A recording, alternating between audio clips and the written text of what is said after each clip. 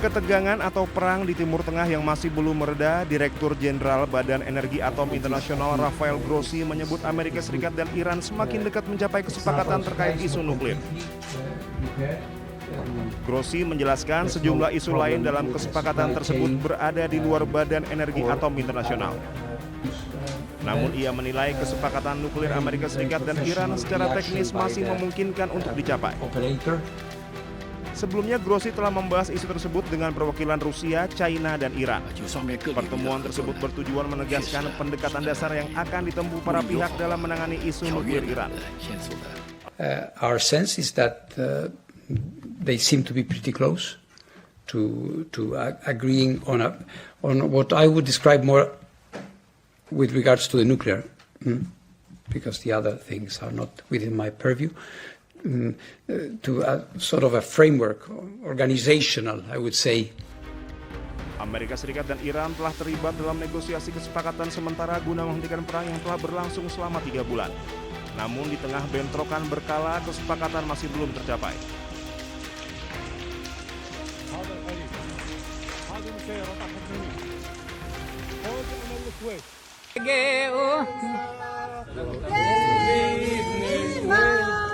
Sekelompok pemukim Yahudi Israel kembali melakukan aksi yang dinilai tak terpuji di komplek Masjid Al-Aqsa di Yerusalem Timur.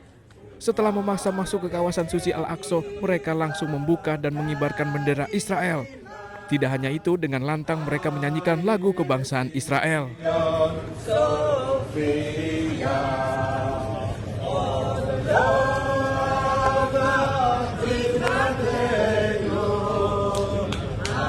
Aparat keamanan Israel justru tak melakukan tindakan apapun.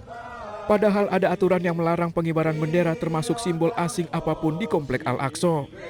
Rekaman video ini kemudian beredar di media sosial dan memicu kemarahan warga Palestina. Bagi umat Islam, Masjid Al-Aqsa merupakan situs paling penting dan keberadaannya sangat dihormati.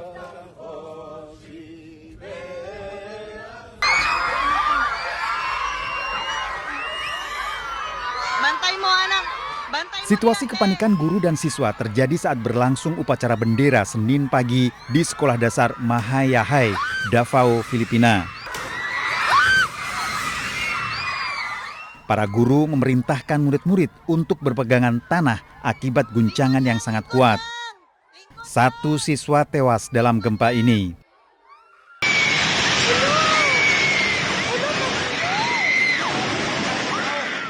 Begitulah detik-detik Gempa merobohkan bangunan membuat warga ketakutan. Gempa dengan kekuatan 7,8 skala Richter ini terjadi di lepas pantai dengan kedalaman 36 km atau 24 km Provinsi Sarangani di Pulau Mindanao. Gempa yang mengguncang wilayah selatan Filipina ini merusak sejumlah bangunan dari rumah-rumah warga, pusat perbelanjaan hingga restoran cepat saji. Sempat terjadi gempa susulan dengan kekuatan 6,1 skala Richter. Pusat Peringatan Tsunami Pasifik memperingatkan kemungkinan akan terjadi tsunami sepanjang pantai Filipina, wilayah utara Indonesia hingga Papua Nugini.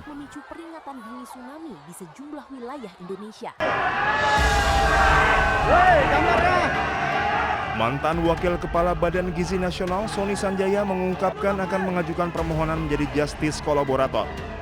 Justice Kolaborator merupakan saksi yang bekerja sama dalam pengungkapan suatu kasus, dalam hal ini kasus dugaan korupsi tata kelola program makan bergizi gratis atau MBG.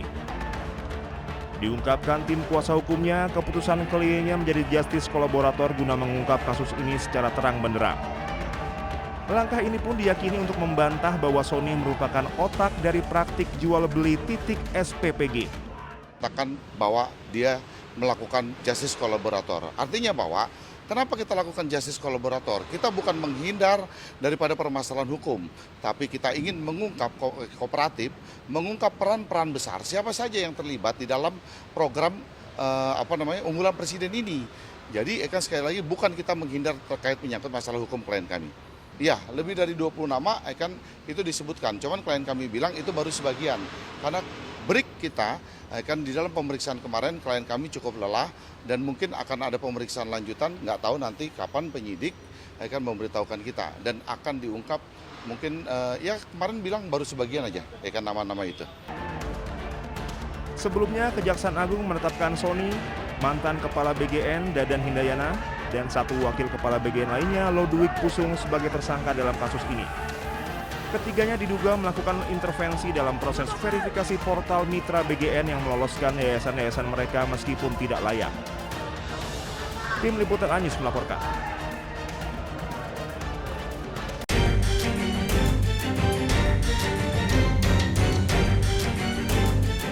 Menteri HAM Natalius Pigai menyampaikan gagasan agar pejabat kepolisian bisa diisi oleh sipil. Hal ini sudah biasa dilakukan di negara-negara maju. Kapolri sebagai pucuk pimpinan tetap dipegang dari kepolisian, sementara jabatan strategis lainnya diisi oleh sipil, seperti jabatan manajerial, keuangan, teknologi, dan perencanaan. Dengan jabatan sipil di tubuh Polri bisa memberikan kesempatan kepada ASN Polri untuk menduduki jabatan strategis dan tidak berhenti di eselon 4. Seperti NYPD. Ya, NYPD itu pucuk pimpinannya sipil. Dulu sebelumnya dia Departemen Sanitasi. Sekarang menjadi Kepala NYPD.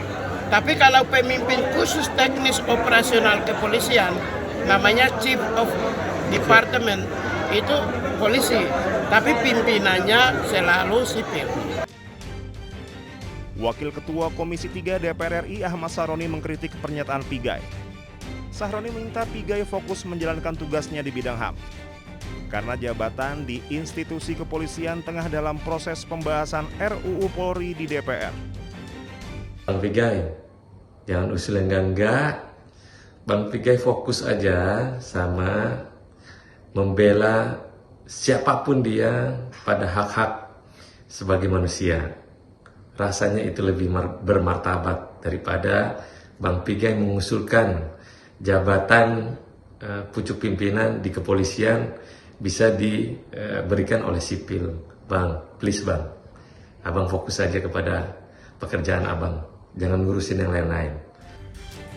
Sementara itu, Kapolri memberikan ruang bagi sipil untuk dapat menduduki jabatan strategis di Polri. Hal ini juga menjadi timbal balik karena polisi juga bisa menjabat di luar struktur. Ya memang kita memberikan ruang resiprokal untuk ASN bisa masuk ke polisi. Oh, begitu. Jadi akan didorong direvisi. Pada saat kita diberikan ruang di luar struktur, maka kita juga memberikan ruang dari ASN di luar Polri untuk bisa masuk ke Polri. Saat ini revisi Undang-Undang Polri masih dalam pembahasan di DPR. Pemerintah menginginkan substansi yang direvisi dalam Undang-Undang Polri akan menguatkan pelayanan, pengayom, dan pelindung masyarakat. Tim Liputan Anyus melaporkan.